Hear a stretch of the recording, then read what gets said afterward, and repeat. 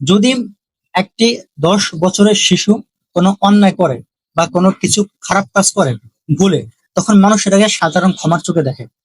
তখন আদালত তাকে শাস্তি খুব দিবে না, কারণ আদালত জানে ও পাপ করার ওর জ্ঞান হয়নি, ওর পাপ করার মতন ওর সেই বিবেক হয়নি, এজন্য আদালত কোনো শাস্তি দিবে না।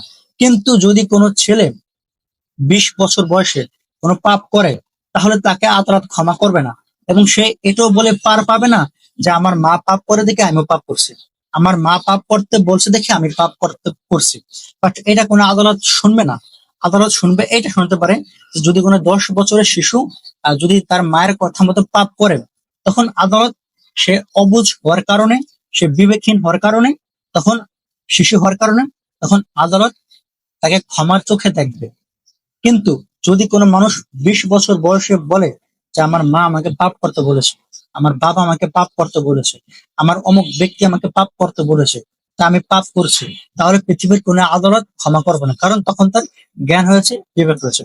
সুতরাং 1 থেকে 10 বছর বয়সে যদি কোনো শিশু মারা যায়, তাহলে সে জান্নাতি।